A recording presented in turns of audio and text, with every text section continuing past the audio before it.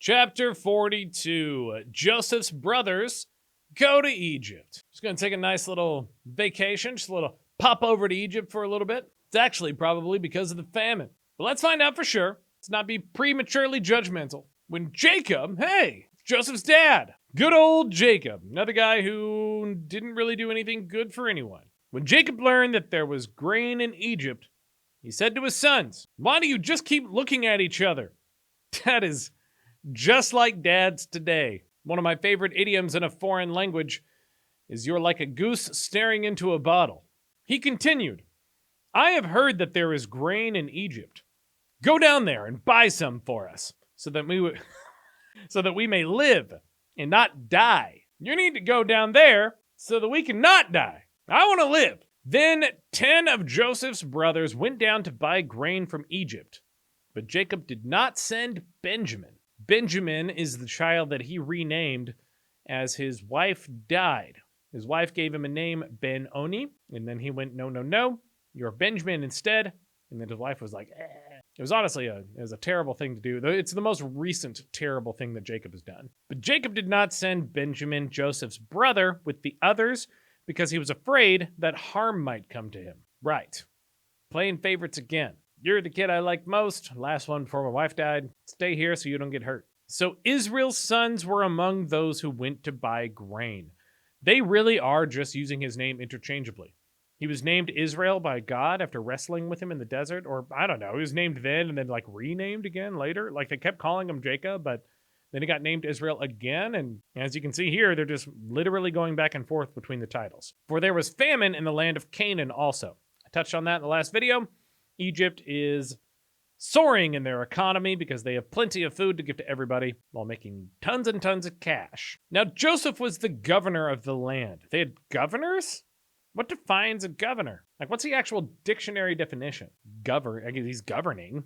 I guess that makes him a governor in the strictest sense, in the purest sense. Joseph was the governor of the land, the person who sold grain to all its people. Now, if you remember a few chapters ago, Joseph had dreams where everyone was bowing down to him.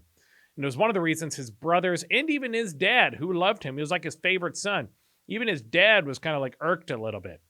Like, hey man, not cool. I'm still Papa. Can't talk to me that way. You think I'm going to bow down to you? This is a patriarchal hierarchy. The oldest man has the most authority. Doesn't matter if you're more intelligent or more experienced. It's strictly based on time spent alive. So when Joseph's brothers arrived, they bowed down to him with their faces to the ground, just like in Joseph's dream. Honestly, Joseph hasn't been that bad this entire time. He hasn't done anything like terrible to others, really, unless I'm forgetting something. He's had a pretty bad lot in this entire thing. As soon as Joseph saw his brothers, he recognized them, but he pretended to be a stranger and spoke harshly to them.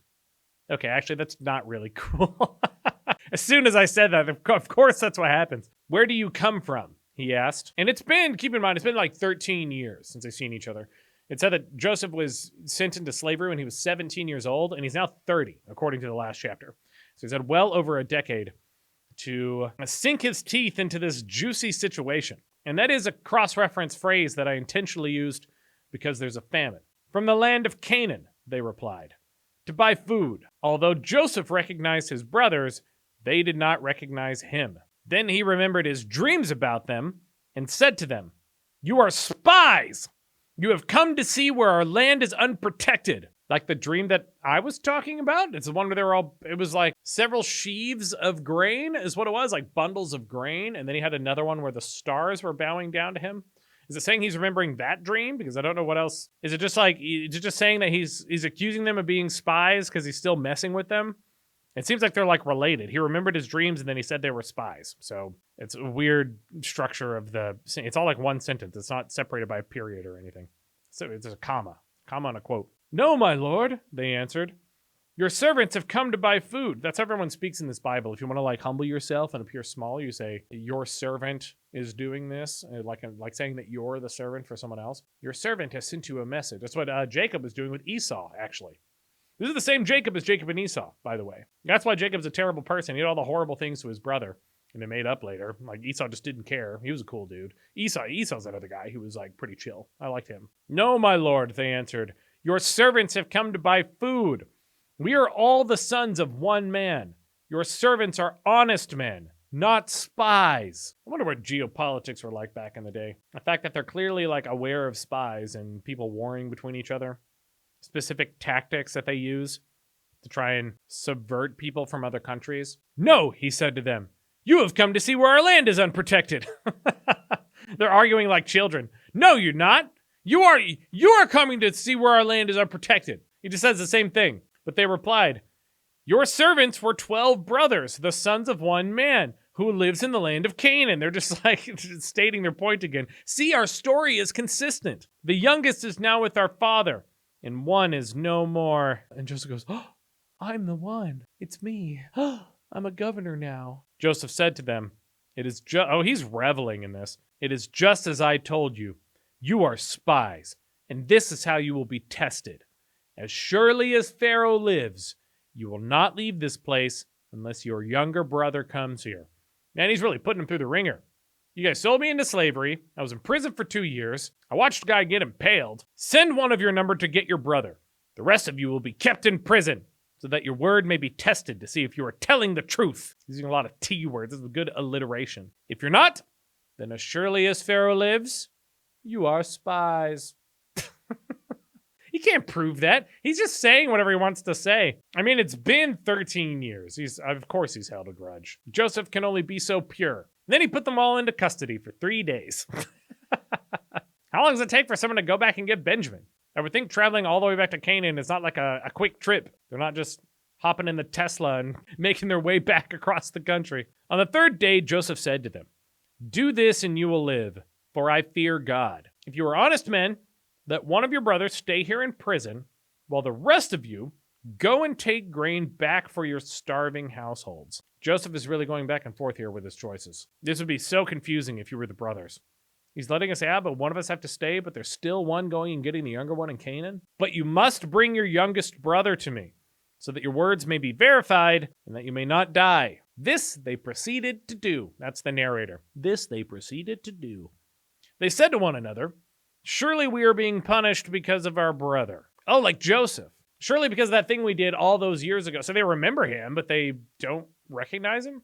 I know it's been a long time. I know he's like a man now, but like this has to be because of that time we told our dad our brother was dead after selling him into slavery. We saw how distressed he was when he pleaded with us for his life, but we would not listen. That's why this distress has come on us. So they're like, we are just getting what we deserve. Reuben replied, oh, now he's going to get his word in. Didn't I tell you not to sin against the boy? But you wouldn't listen. Now we must give an accounting for his blood. Now we can't eat.